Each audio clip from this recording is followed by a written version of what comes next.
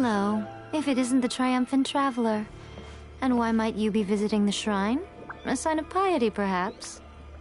You literally told us to come meet you here! I was just joking. I've been waiting for you. Seems like someone's in a pretty good mood. Mm-hmm. Catching up with an old friend I hadn't seen in years was truly delightful. By the way, I heard that you had a duel before the throne, with a Fatui Harbinger no less. Courageous and astute. I must say, I am most impressed. Defeating Signora head-on in a duel means that your strength exceeds my expectations. Still, you did end up victorious. I gather congratulations are in order. Sure feels good to finally thwart the Fatui plan for once. They caused plenty of trouble along the way, but at the very least, they didn't get their hands on another Gnosis. Wait a second. Did you say Gnosis? As in, the little thing that looks something like a chess piece? Yep, that's the one. You've seen one too? Gnosis belong to the Seven. They're what keep them connected to Celestia. Oh. What's wrong? I handed that over. You did what now? Well, how else was I supposed to save your skin from the Balladeer exactly? The Balladeer is number 6 of the Fatui Harbingers. In terms of strength, he is superior to Signora. I'm not the kind of person who risks life and limb for any old reason. For once, Paimon just does not know what to say. After A created her puppet vessel, she no longer had anywhere to put it. As her erstwhile closest friend, A handed it over to me, and I've kept it in the Grand Narukami Shrine ever since. She no longer needs the power of the Gnosis, and in any case, she tells me she has severed ties with Celestia. Thus, the Gnosis became not only useless, but also a potential source of conflict. Is that not a good bargain, exchanging it for the one at the core of the plan? Judging by the results, at least, I dare say I struck a good deal. When you put it like that, Paimon has to agree. The Traveler is worth more than a Gnosis.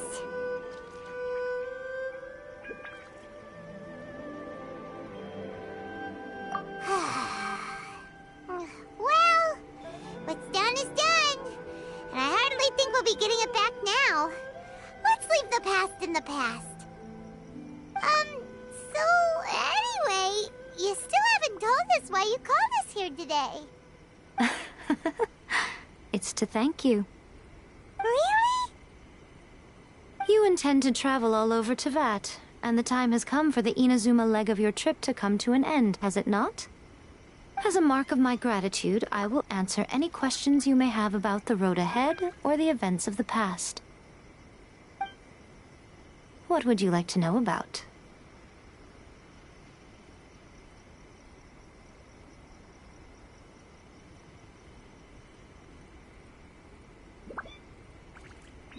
That puppet was built with technology that has been lost to time. Perhaps she, as a god, is the only one privy to the knowledge of its origins. Still, there is one other thing on this topic that I suspect you may be curious to know.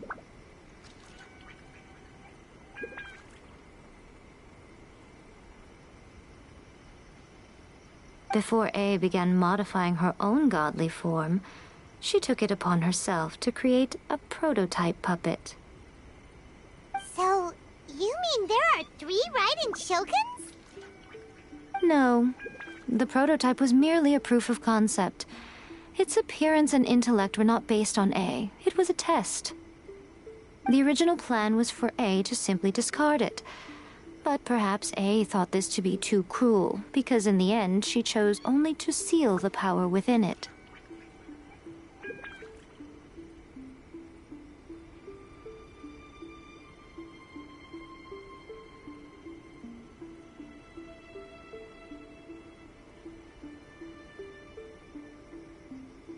Later, this puppet wandered Inazuma as an ordinary human male with his own consciousness, until the Fatui took an interest in him. Ugh, not the Fatui!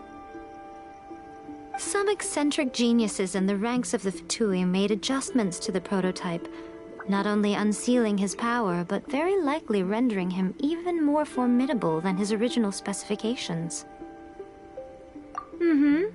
The object of divine creation is now the one who has taken possession of the Gnosis, and the prototype puppet is now known as the Balladeer. What a crazy story! It is, isn't it? Who can say whether it's coincidence or destiny?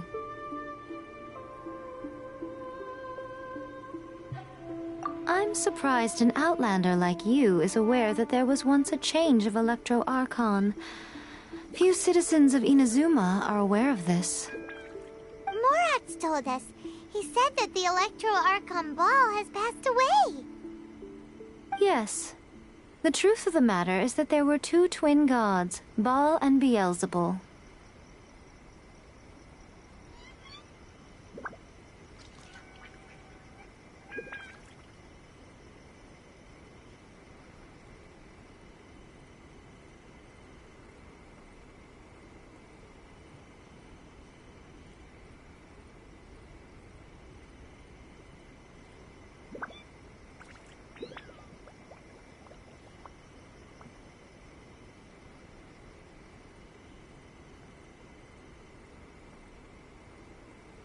Twin gods?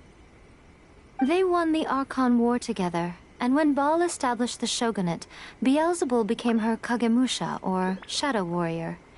In other words, she acted as Baal's body double.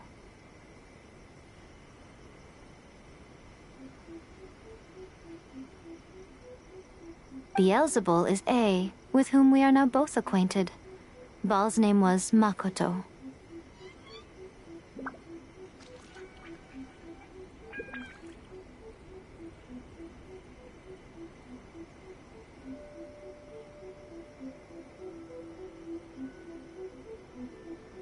As far as the world was aware, there were not two, but one. They complemented each other, and they ruled Inazuma jointly, so there was no need for the public to know the truth.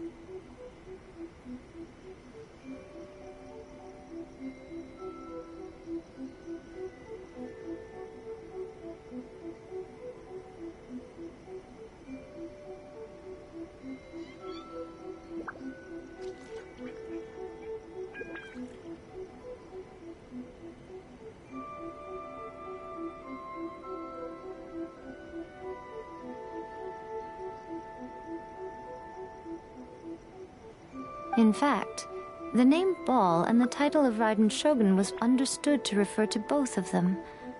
Right up until... Until what?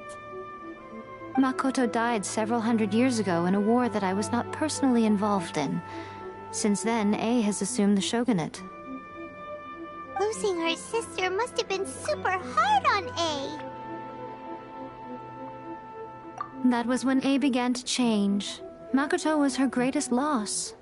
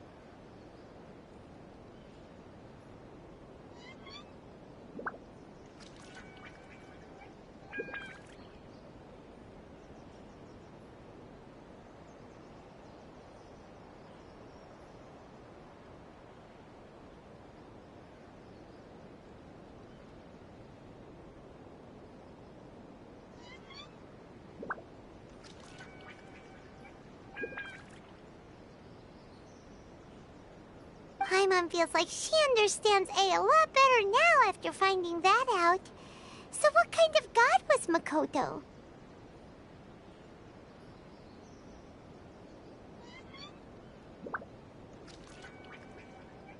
I didn't spend a great deal of time with her, but my impression was she was a gentle god, who in each moment cherished the beauty of what was before her.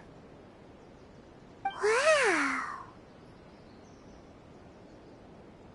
Sorry, I haven't a clue. I'm also unfamiliar with the god you describe. But if you still have doubts about A, I would say they are misplaced. Not only does she not fit your description, but she voluntarily gave up her gnosis long ago, severing her ties with Celestia in the process. That's good to hear. Otherwise, given that I'm her familiar, it could have made our relationship rather awkward, don't you think? Don't worry, we aren't looking to pick a fight with you.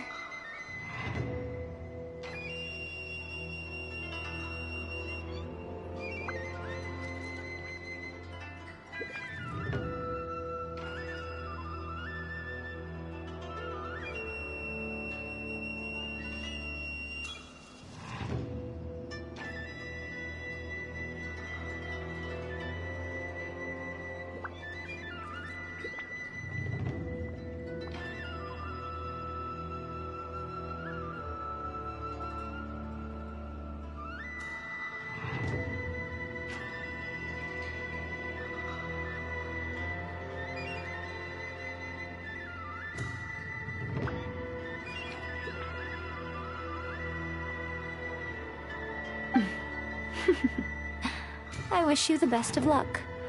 May you soon discover the truth behind it all. As for your sister's whereabouts, I will use all the resources at my disposal to investigate it, and I will also borrow some of Ayato's people from the Shiumatsuban. I'll let you know if I find out anything. Consider it part of my means of thanking you. After leaving Inazuma, I think it would be easiest for you to go to Sumeru. Ooh, Sumeru! We've run into loads of scholars from there on our journey so far. Yes, well, Sumeru is the land of the god of wisdom, where the quest for wisdom and knowledge is never-ending. But their obsession gives rise to some truly inexplicable things. For example, in Sumeru, knowledge is holistically managed as a resource.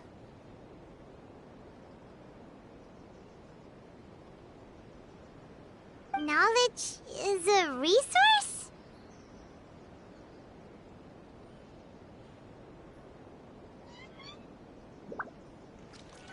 Yes. I don't know whether it was the sages or Lesser Lord Kusanali who came up with the idea. Lesser Lord Kusanali? That's a cute name. Oh, you haven't heard. Lesser Lord Kusanali is the deity in whom the people of Sumeru place their faith. It's their chosen term of endearment for her. I'm sure you must have some things to discuss with her too. I wish you all the best.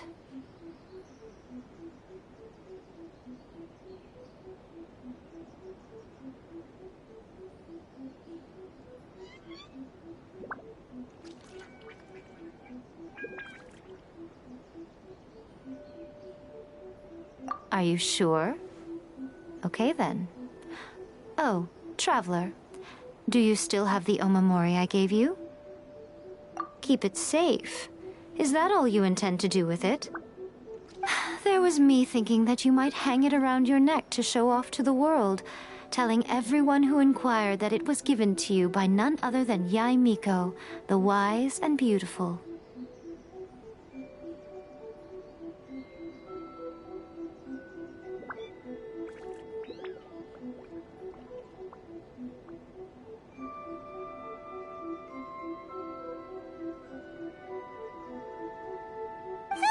Right mind would do that. Okay, I'll stop. Now, a question for you. Traveler, what is your ambition? I see. But that is merely a small goal, based on what preoccupies you here and now. Your ambition should be something that transcends the world below and the starry sky above. Something that shines in unison with fate itself. Perhaps the reason you do not possess a vision is that such an ambition has yet to be engendered within you. It's a possibility. Continue on your journey, and maybe that moment will come to pass.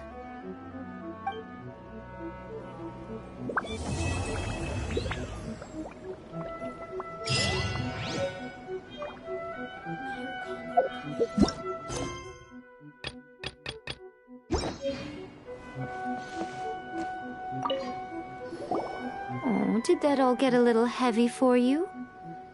I think you prefer me when I'm... Are you sure? Okay, then. Keep it safe. There was me thinking... Who in their right mind? I see. Your ambition should... Perhaps the reason... Continue on your...